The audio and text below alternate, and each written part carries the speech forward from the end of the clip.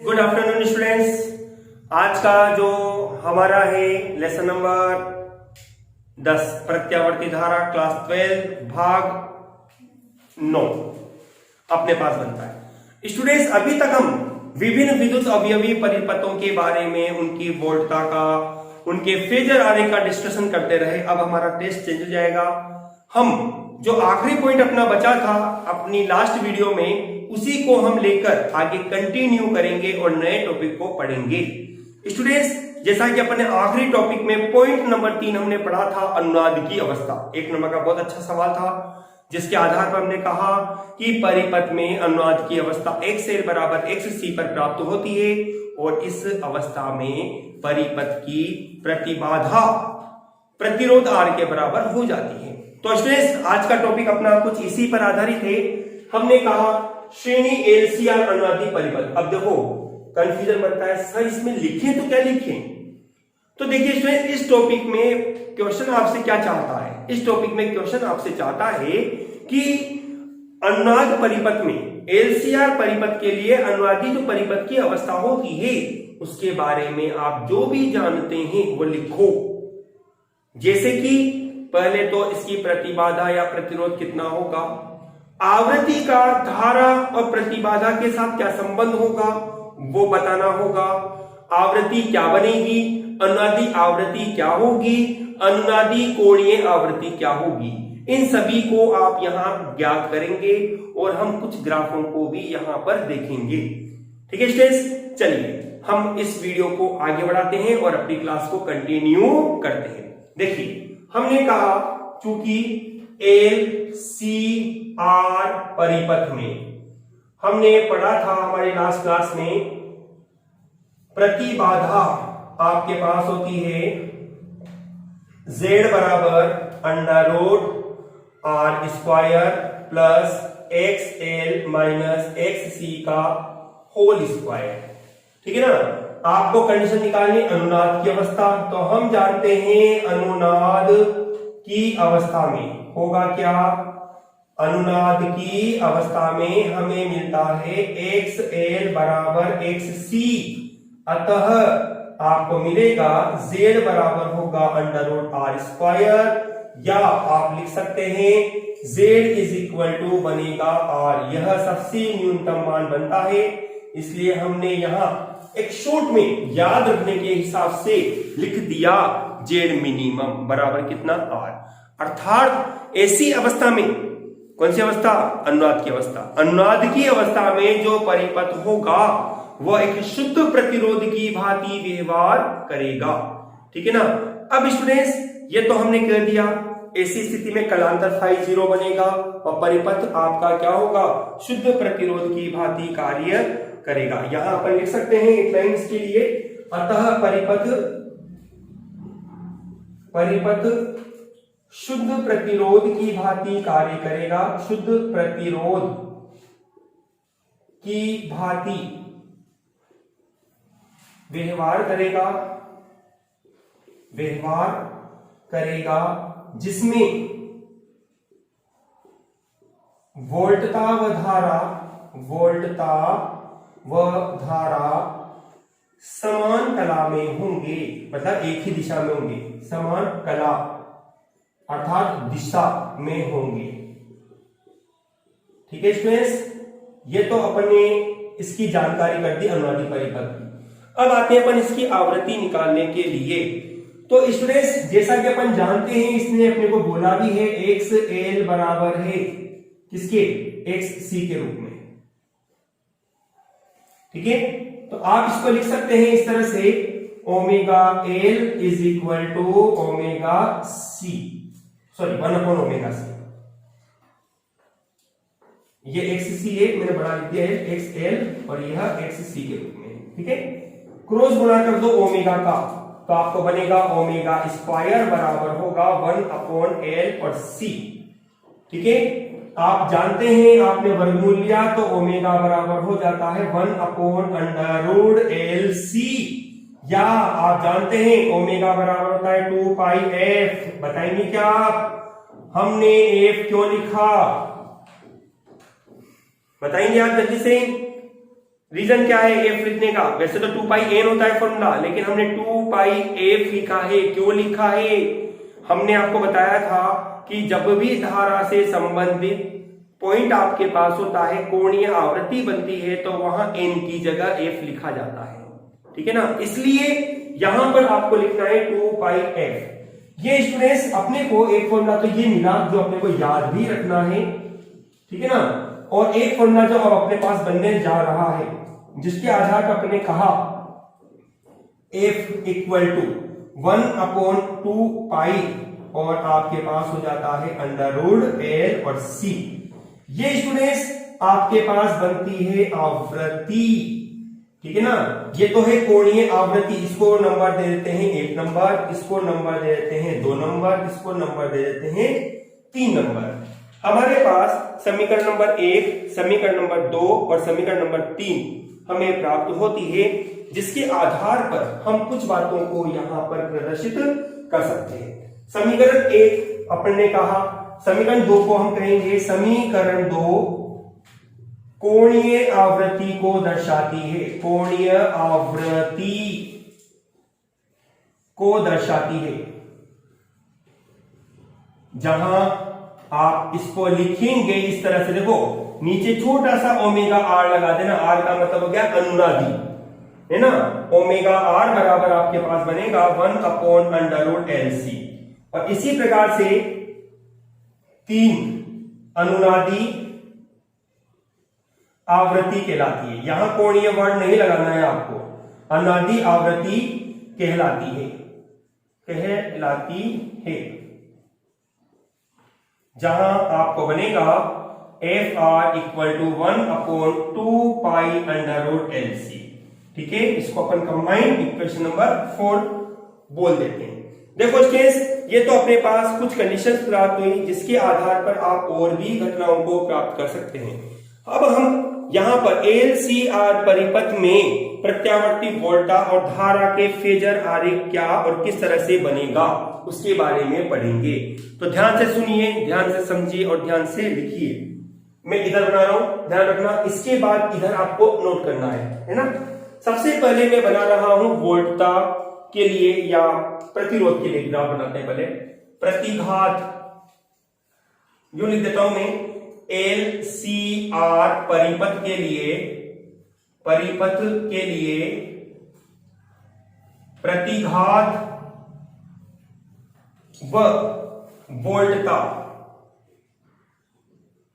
के लिए ग्राफ, के लिए ग्राफ जरूरी है स्टूडेंट्स। ये आपसे पूछे तो आपको बनाना है, क्योंकि 1 नंबर पता नहीं कहां मिल जाएगा आपको 1 नंबर, इसलिए ध्यान रखें।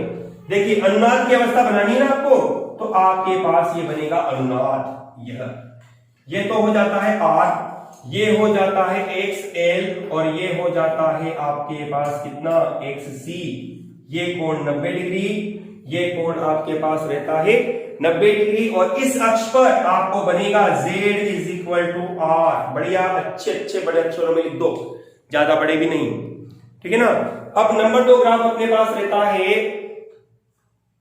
वोल्टता के लिए। तो वोल्टता के लिए ग्राफ में यहां बना दूं क्या स्टूडेंट्स? चलो देखो, यहां देखो आप, तो फिर देखो इधर, ये तो मैंने ले लिया R अक्ष, यह मैंने ले लिया X अक्ष। ठीक है ना? अब वोल्टा बनानी है आपको, तो पहले तो 2 कलांतर जिनके बीच में कोण 180 डिग्री का होता है उसको बना दो आप। ये लो, बना दिया। ये हो जाता है VL और ये हो जाता है आपके पास VC के लिए। ठीक है ना? ये हो जाता है VC के लिए। VA का मान आपके पास है IM XL और VC का मान आपके पास है IM XC। और अब R कहां बनेगा? R यहां बनेगा। ये देखो बिल्कुल मध्य से ये VR हो गया, जिसका मान होगा IM और इंटू R के रूप में। ठीक है?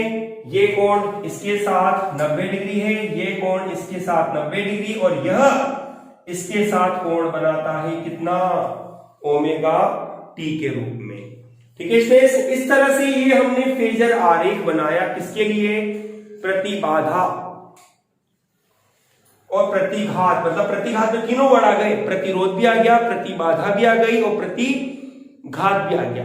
वोल्टा का ग्राफ अपने पास ये है और प्रतिरोध, प्रतिघात, प्रतिबाधा ये है।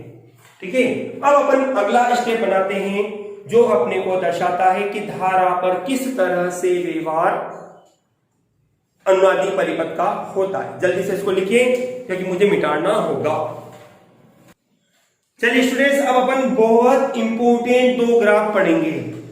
देखिए, कहने कोई टॉपिक सीधा रहा है ना, लेकिन इसमें हर तरह के एक नंबर के बहुत सारे सवाल छुपे हुए हैं। ठीक है, बाद में अपन थोड़ा डिस्कस भी करेंगे सवालों के बारे में भी, लेकिन पहले अपन देखते हैं आगे बढ़ते हुए। अब मेरा जो सवाल बनता है वो यहां पर क्या है?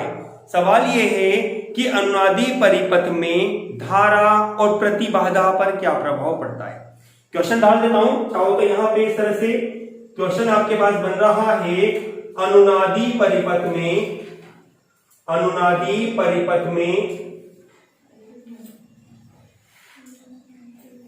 प्रतिबाधा व धारा पर क्या प्रभाव पड़ता है? धारा पर क्या प्रभाव पड़ता है? तो ध्यान से देखें, ध्यान से सुने और ध्यान से समझें। सुनिए, 2 ग्राफ अपने पास है। पहला ग्राफ अपन देखते हैं सबसे पहले, जो मैंने बनाया है आवृत्ति F का, किसके साथ? प्रतिबाधा Z के साथ। दूसरा ग्राफ मैं बनाऊंगा किसके साथ? आवृत्ति F का, किसके साथ? धारा I के साथ, जो कि सवाल में इसने कहा है। ठीक है, इस तरह से देखो, पहला ग्राफ अपने पास ये कहता है कि जैसे जैसे हम आवृत्ति बढ़ाते हैं, तो प्रतिबाधा का मान घटता जाता है इस तरह से, और ये वक्त आपको प्राप्त होगा इस प्रकार। ध्यान से सुनो, ध्यान से देखो बोर्ड पे। जैसे जैसे आवृत्ति बढ़ा रहे हैं तो यह वक्र नीचे आ रहा है, मतलब कि प्रतिबाधा का मान घट रहा है, और एक विशेष आवृत्ति पर यह प्रतिबाधा न्यूनतम हो जाती है, जिसका मान हो जाता है R के बराबर। इस आवृत्ति को हम कहते हैं अनुनादी आवृत्ति FR। ध्यान होगा, FR का मान अभी थोड़ी देर पहले हमने लिखा था, FR बराबर 1/2 पाई अंडर रूट LC होता है।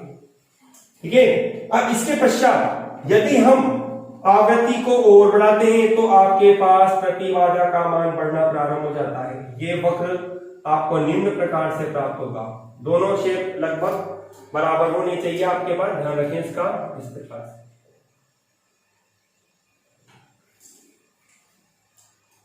ठीक है, दोबारा फिर सुन लीजिए।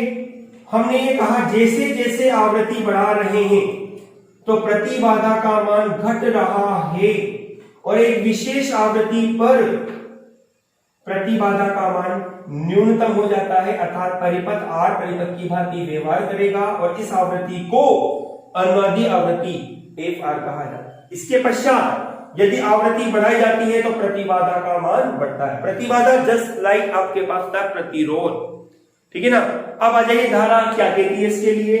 तो धारा स्टूडेंट्स अपन कहते हैं धारा में कि जैसे जैसे आवृत्ति F को बढ़ाते हैं तो धारा का मान बढ़ता है यह, और एक विशेष आवृत्ति पर, वो आवृत्ति कौन सी है? वो आवृत्ति अनुनादी आवृत्ति है FR, जैसा कि यहां था।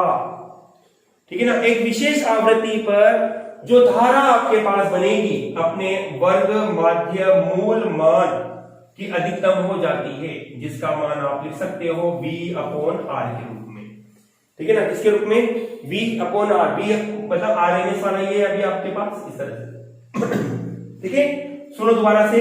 जैसे जैसे आवृत्ति बढ़ाते हो, आवृत्ति बढ़ाने पर धारा का मान बढ़ रहा है, ये वक्र ऊपर की ओर जा रहा है, धारा का मान बढ़ रहा है, और एक विशेष आवृत्ति पर धारा का मान अधिकतम हो जाता है। इसके पश्चात आवृत्ति बढ़ाने पर धारा का मान घटता है। क्यों? दोनों ग्राफ देख लो, उल्टे हैं एक दूसरे के। यहां कह रहे थे प्रतिरोध घट रहा है, तो कोई बात नहीं, धारा बढ़ रही थी। आवृत्ति के बाद आपने कहा प्रतिरोध बढ़ रहा है, प्रतिरोध मतलब प्रतिबाधा है ना, तो धारा का मान क्या हो रहा है? घट रहा है। सीधी सी बात है, अंडरस्टूड है अपने पास। लेकिन अपन ने इसको किससे जोड़ दिया? अनुनादी परिपथ से।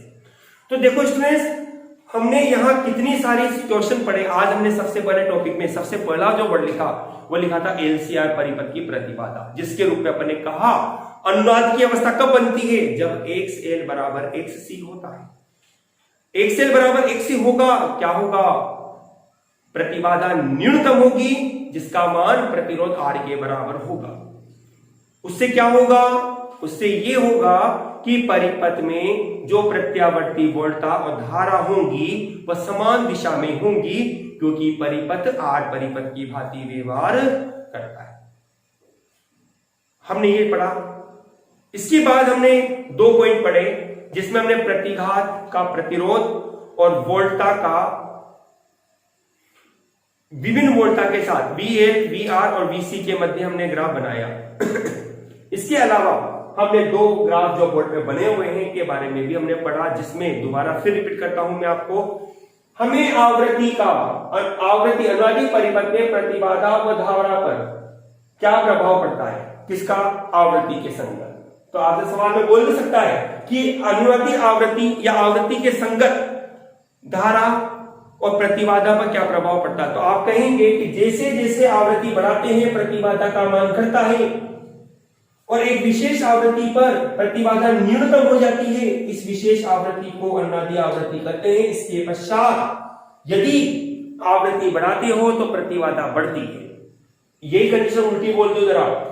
हमने कहा आवृत्ति बढ़ाते हैं तो धारा का मान बढ़ता है क्योंकि प्रतिबाधा घट रही है, और एक विशेष आवृत्ति पर जो कि अनुनादी आवृत्ति होती है जिस पर धारा अपने अधिकतम मान IRMS अधिकतम मान को प्राप्त करती है, इसके पश्चात यदि आप आवृत्ति को बढ़ाते हैं तो धारा का मान घटना प्रारंभ हो जाता है।